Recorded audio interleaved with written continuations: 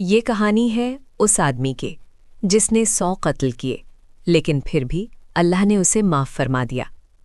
آج کی اس ڈاکیومنٹری میں ہم جانیں گے اس آدمی نے توبہ کیسے کی، اللہ نے اسے معاف کیوں کیا اور اس کہانی سے ہم کیا سیکھ سکتے ہیں۔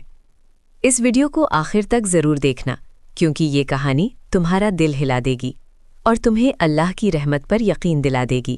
رسول اللہ صلی اللہ علیہ وسلم نے فرمایا، بنی اسرائیل میں ایک آدمی تھا جس نے 99 لوگوں کو قتل کر دیا تھا۔ وہ ظالم تھا، سخت دل تھا، گناہوں میں ڈوبا ہوا تھا۔ لیکن ایک دن اس کے دل میں ایک خیال آیا، کیا میری توبہ قبول ہو سکتی ہے؟ اس نے سنا تھا کہ فلاں جگہ ایک بہت بڑا عابد رہتا ہے جو بہت عبادت کرتا ہے۔ وہ اس عابد کے پاس گیا اور پوچھا، میں 99 لوگوں کو قتل کر چکا ہوں، کیا میری توبہ قبول ہو سکتی ہے؟ اس عابد نے بنا علم کے جواب دیا، نہیں، تمہاری توبہ قبول نہیں ہو سکتی۔ یہ سن کر اس آدمی کو غصہ آ گیا، اس کا دل پھر سخت ہو گیا اور اس نے اس عابد کو بھی قتل کر دیا۔ اس طرح وہ 100 قتل کر چکا تھا، لیکن پھر بھی اس کا دل چین میں نہیں آیا۔ اس نے پھر پوچھا، کیا میری توبہ قبول ہو سکتی ہے؟ لوگوں نے کہا، فلاں جگہ ایک بہت بڑا عالم رہتا ہے، اس کے پاس جاؤ۔ وہ اس عالم کے پاس گیا اور پوچھا، میں 100 لوگوں کو قتل کر چکا ہوں، کیا میری توبہ قبول ہو سکتی ہے؟ اس عالم نے کہا، ہاں، اور تمہیں توبہ سے کون روک سکتا ہے؟ پھر اس نے نصیحت کی، تم فلاں شہر چلے جاؤ، وہاں نیک لوگ رہتے ہیں، ان کے ساتھ اللہ کی عبادت کرو اور اپنے گناہوں والی جگہ پر واپس نہ جانا۔ یہ بات سن کر اس آدمی کے دل میں امید پیدا ہوئی۔ اس نے فیصلہ کر لیا کہ میں اپنی زندگی بدلوں گا۔ وہ اپنا شہر چھوڑ کر نیکی کے شہر کی طرف چل پڑا، لیکن راستے میں ہی اس کی موت آ گئی۔ اب ایک عجیب منظر پیدا ہوا، رحمت کے فرشتے آئے اور عذاب کے فرشتے بھی آئے۔ رحمت کے فرشتے کہنے لگے، یہ توبہ کر کے نکلا تھا، اس کا دل اللہ کی طرف تھا۔ عذاب کے فرشتے کہنے لگے، یہ تو پوری زندگی گناہ کرتا رہا، اس کا کوئی نیک عمل ہی نہیں۔ دونوں فرشتوں کے درمیان اختلاف ہو گیا۔ پھر اللہ تعالیٰ نے ایک فرشتہ بھیجا جو انسان کی شکل میں تھا تاکہ فیصلہ کرے۔ فرشتے نے کہا، دونوں شہروں کا فاصلہ ناپ لو، جس شہر کے قریب ہو اسی کے لوگوں میں شامل کر دو۔ فرشتے نے ناپ کر دیکھا تو وہ آدمی نیکی کے شہر کے زیادہ قریب تھا۔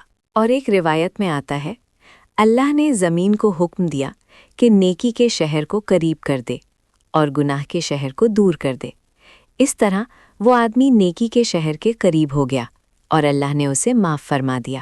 دوستو، سوچو، 99 قتل کرنے کے بعد بھی اگر وہ صرف توبہ کر لیتا تو اللہ معاف کر دیتا۔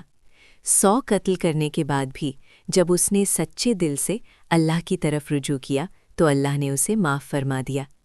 اس کہانی سے یہ ثابت ہوتا ہے، اللہ کی رحمت ہمارے گناہوں سے بہت زیادہ بڑی ہے۔ کوئی بھی گناہ اتنا بڑا نہیں کہ اللہ معاف نہ کر سکے۔ جب تک سانس چل رہی ہے، توبہ کا دروازہ کھلا ہے۔ اللہ قرآن میں فرماتا ہے، اے میرے بندو جو اپنی جانوں پر ظلم کر بیٹھے ہو، اللہ کی رحمت سے مایوس نہ ہو، بے شک اللہ سب گناہ معاف کر دیتا ہے۔ دوستو، اس کہانی سے ہم 5 بہت بڑی باتیں سیکھتے ہیں۔ 1، کبھی بھی اللہ سے مایوس نہ ہو، چاہے تمہاری گناہ کتنے ہی زیادہ کیوں نہ ہو، اللہ کی رحمت ان سب سے بڑی ہے۔ 2، غلط آدمی سے فتویٰ لینا خطرناک ہے۔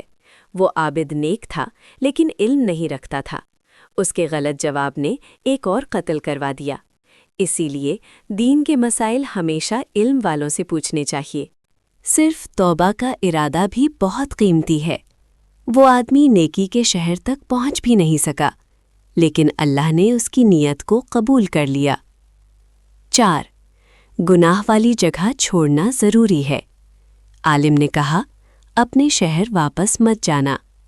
اس کا مطلب یہ ہے کہ اگر ہم واقعی توبہ کرنا چاہتے ہیں تو گناہ کے ماحول سے دور ہونا ضروری ہے۔ 5، اللہ کے فیصلے ہمیشہ عدل پر ہوتے ہیں۔ اللہ نے فرشتوں کے درمیان بھی انصاف کے ساتھ فیصلہ فرمایا۔ دوستو، سوچو، اگر اللہ 100 قتل کرنے والے کو معاف کر سکتا ہے تو کیا وہ تمہیں معاف نہیں کرے گا؟ اگر اللہ اس آدمی کو جنت دے سکتا ہے تو کیا وہ تمہیں جنت نہیں دے سکتا؟ آج بھی توبہ کا دروازہ کھلا ہے۔